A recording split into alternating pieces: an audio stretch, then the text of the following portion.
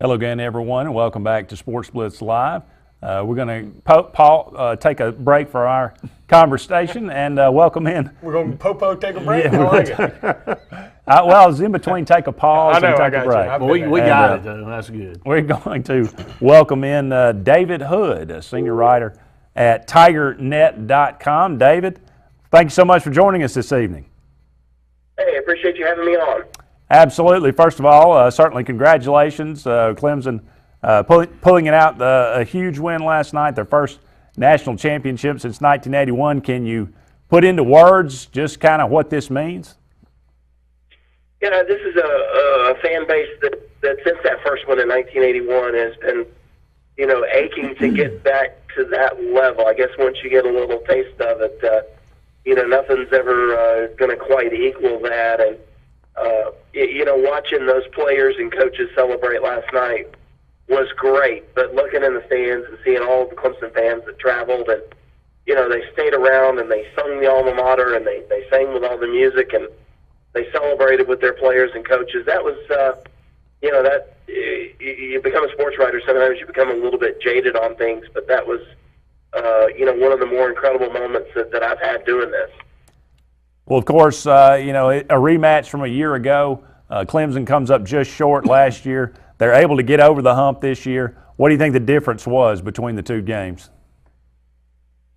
You know, I think the difference was that Deshaun Watson had all of his weapons this year. And you know, he had Mike Williams and he had Deshaun Kane and a little bit better offensive line. And, you know, I don't think Alabama was maybe quite as dynamic as they were offensively a year ago. Jalen Hurts he's fantastic, and he's going to be really good. But there were, you know, obvious deficiency in Alabama's passing game, and I think that you know the Alabama coaches kind of realized that, and it became a game of field position, and they went really conservative, and that's something that they didn't do a year ago. And would have been interesting to see, you know, how it would have been different, and maybe they would have kept attacking it instead of maybe just sitting back and waiting on something to happen.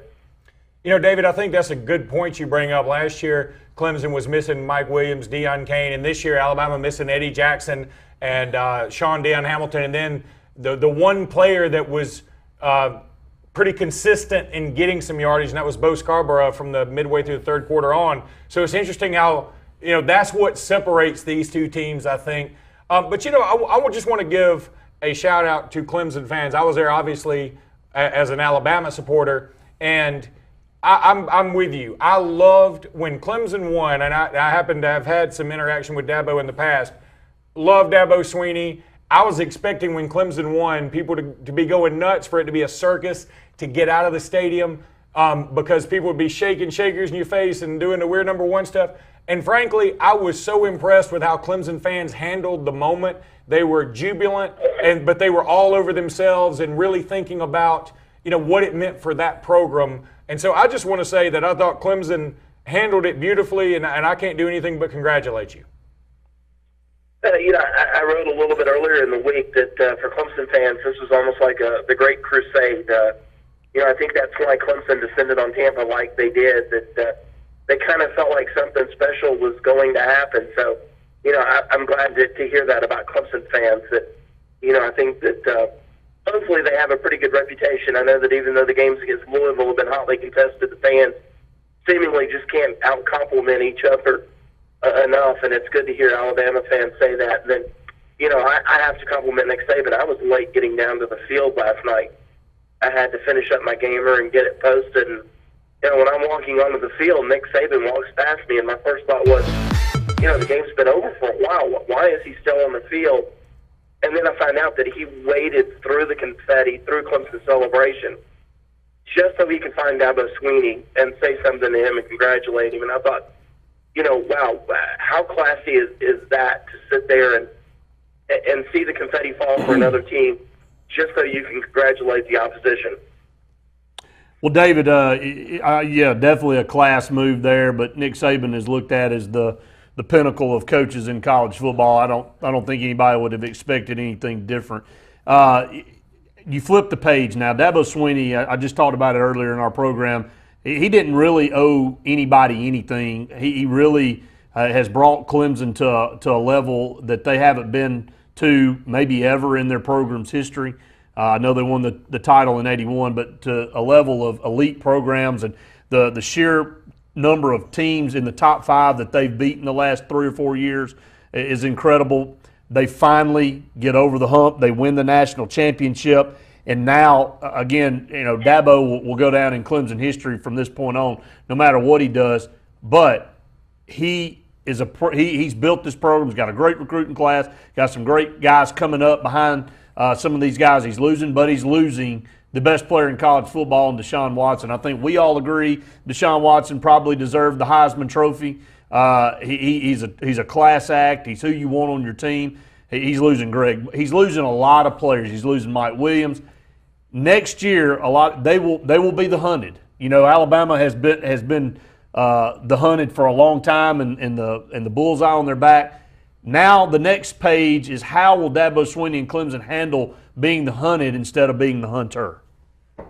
Yeah, that's an interesting question because I've asked Dabo that question in the past, and even last year, and he says, "Well, we've won 10 games for 6 consecutive seasons, and we've been in the ACC. That's getting better. We feel like we've been the hunted all along. We feel like we get everybody's best shot every game." And I know that even after last year, you look at teams like NC State. NC State, I think, sold out their entire season to try and come in and beat Clemson. So I think they're used to kind of having that target on their back.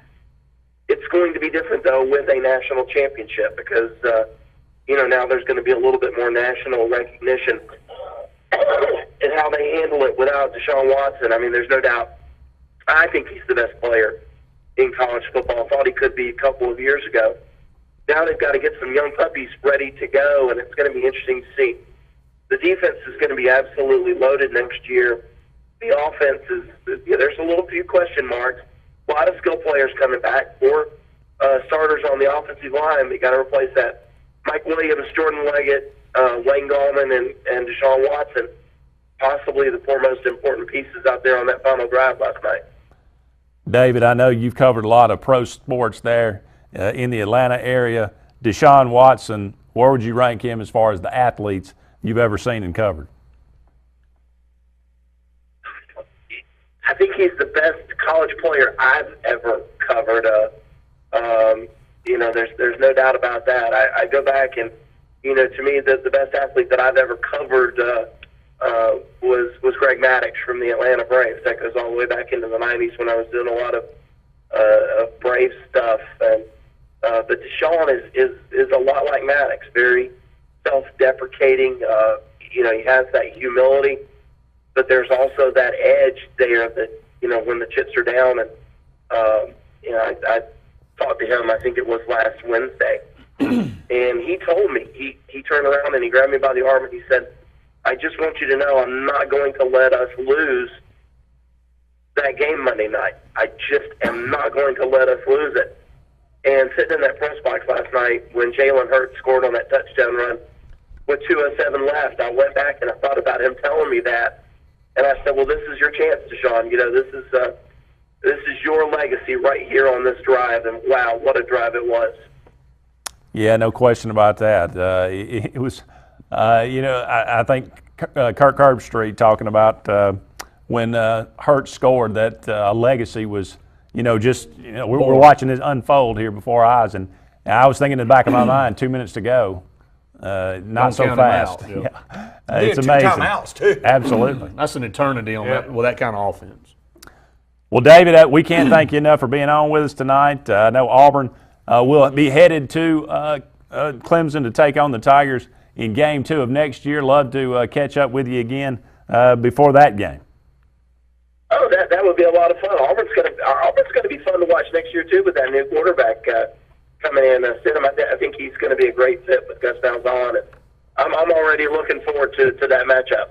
Well, maybe we'll just stick with him and not play 4 other guys on top of it. Well, you know what? That would probably help this year. I was a little bit blown away by the amount of quarterbacks Gus played in that opener. You're not the only one in the country. Yeah. So, thank you so much. All right, thanks, guys. I appreciate it. Up against a break, we'll come back. We'll discuss what we talked about with David. We'll talk about some other things wrapping up the national championship that was last night.